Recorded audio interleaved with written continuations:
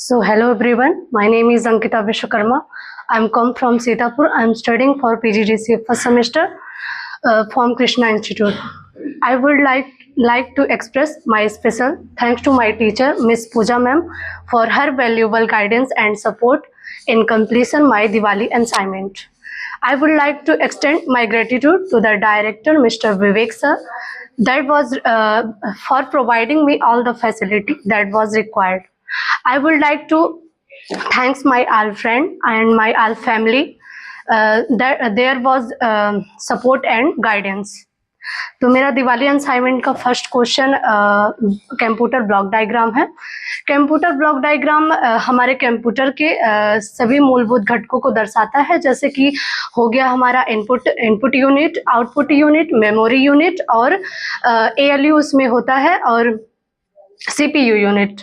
तो input unit और सभी कंप्यूटर के अलग अलग कार्य होते हैं इसमें, जैसे कि इनपुट यूनिट में जैसे कि हमें कोई नॉर्मली काम या कार्य कराना है तो हम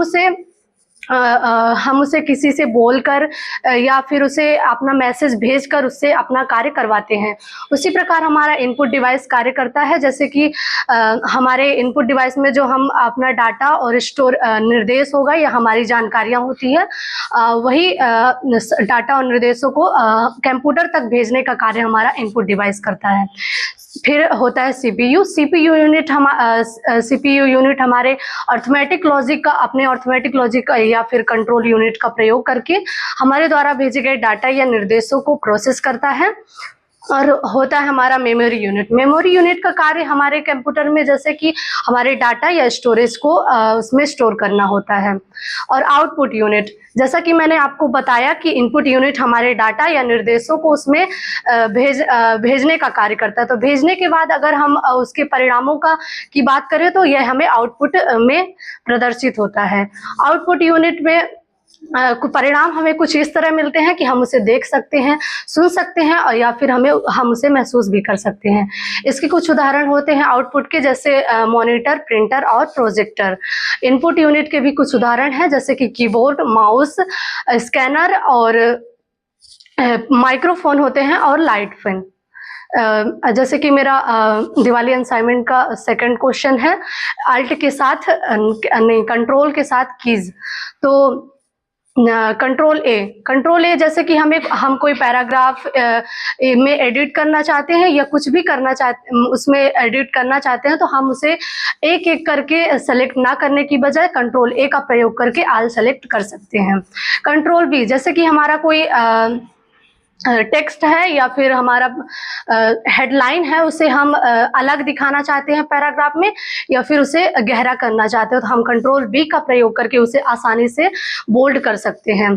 कंट्रोल सी, जैसे कि हमें किसी शब्द का कॉपी चाहिए तो हम कंट्रोल सी का प्रयोग करके आसानी से उसे कॉपी कर सकते हैं। कंट्रोल डी में जैसे हमें किसी शब्द या टेक्स्ट को डुप्लीकेट करना है तो हम कंट्रोल डी का प्रयोग करके उसे डुप्लीकेट कर सकते हैं।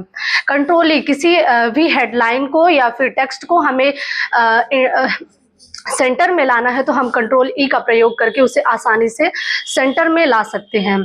फिर है कंट्रोल यू, जैसे कि हमें किसी शब्द या टेक्स्ट में अंडरलाइन करना है तो हम कंट्रोल यू का प्रयोग करके उसे आसानी से अंडरलाइन कर सकते हैं।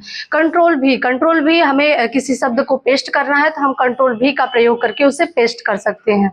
और किसी शब्द को कट करने के लिए कंट्रोल एक्स का प्रयोग करते हैं। और जैसे कि हम किसी विंडोज में कार्य कर रहे हैं तो हमें अगर हमारा कार्य पूरा हो गया है और हमें उसे क्लोज करना है तो हम कंट्रोल W का प्रयोग करके उसे आसानी से क्लोज कर सकते हैं।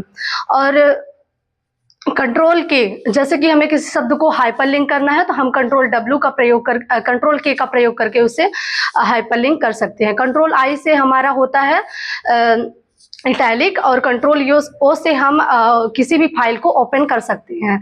और लास्ट है मेरा कंट्रोल यस में जैसे हमें कहीं भी हम कार्य कर रहे हैं, MS वर्ड में, MS एक्सेल में कोई टेबल बना रहे हैं, डॉक्यूमेंट्स बना रहे हैं, कुछ भी कार्य हम अगर कंप्यूटर में अपने कर रहे हैं तो हम अगर उसमें कुछ एडिट करना चाहते हैं या हम कार्य कर चुके हैं और हमें उस कार्य को आगे भी देखना है और उसमें समझना है या फिर कुछ ऐड करना है तो हम कंट्रोल S का प्रयोग करके उसे सेव अपने नाम से सेव कर सकते हैं या किसी भी नाम से हम सेव करके उसमें आगे परिवर्तन कर सकते हैं।